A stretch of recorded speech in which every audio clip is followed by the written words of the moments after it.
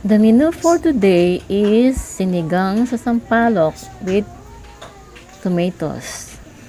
It will be cooked by my sister. Guys, I'm here in the house of my sister. She will be going to cook. So, let's watch this. She will going to cook pork sinigang sa sampalok.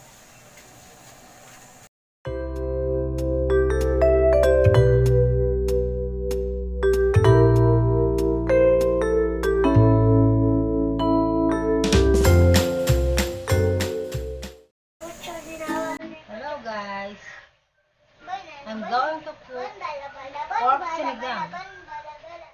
Ready ka? She will be going to cook sinigang sa sampalok. Okay. She will add fish sauce. Here are the ingredients.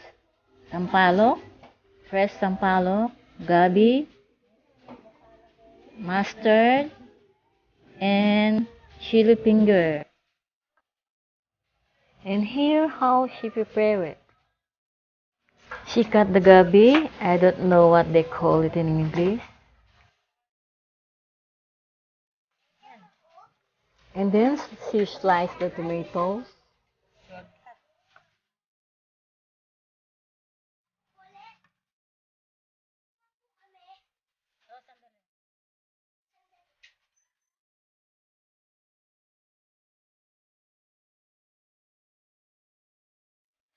And then the mustard.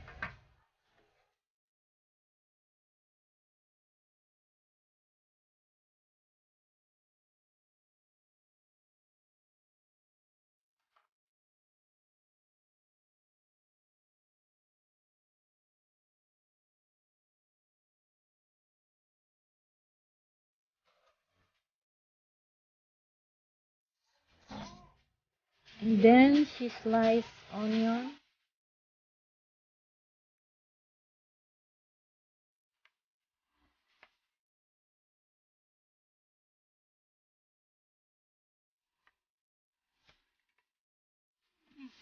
And then she was the fresh tamarind. She cooked separately the tamarind.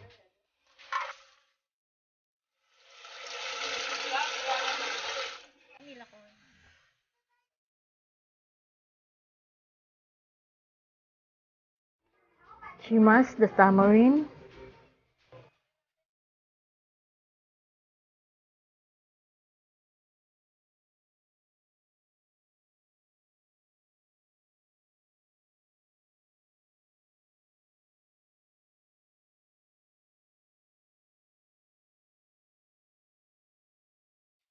Okay, the tamarind is ready.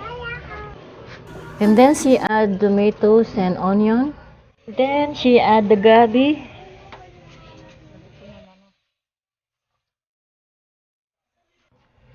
And now she will add the tamarind.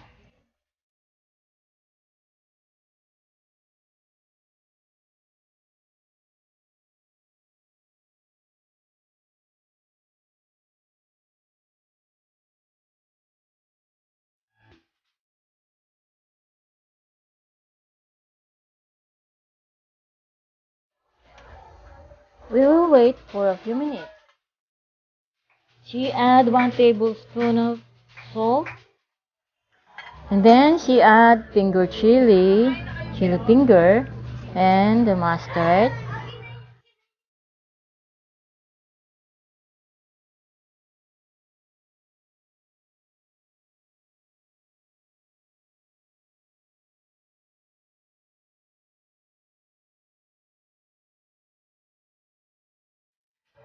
We will wait for a few minutes.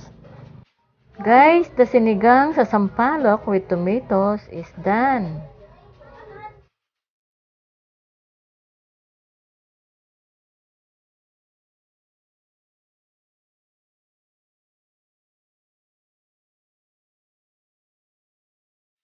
Guys, this food, the taste of this food is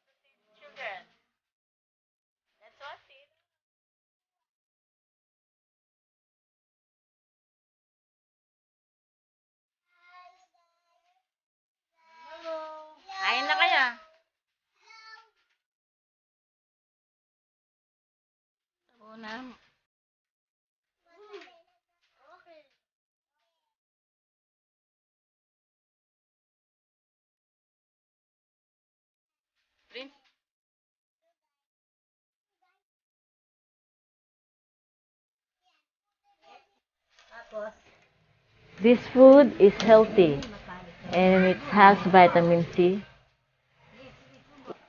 It's good for our health.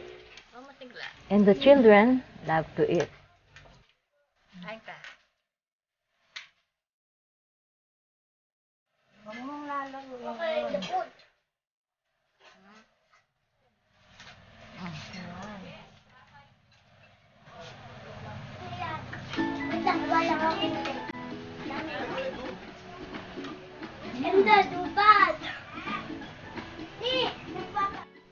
Okay.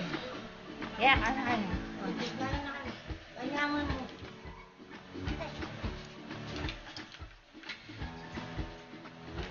Agatin mo na lang. Kain ka dun. Para mabidyo ka. Kagatin mo na lang yung ano, yung ulam. Kunin mo siya. Oo, kagatin mo yung baboy, siyempre. Ano yun? Para pork, kasi pork sinigang. Yung baboy. Sabi niya, no?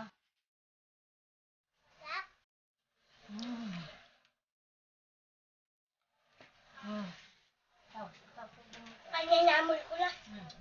Sige, kagat mo. Kagat. Puro kanin. Okay.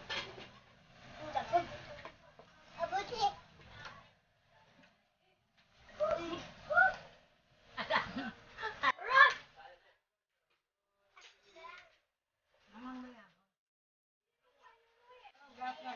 Guys, this food will eat the children. Guys, this food children will eat. Guys, I'm here in the house of my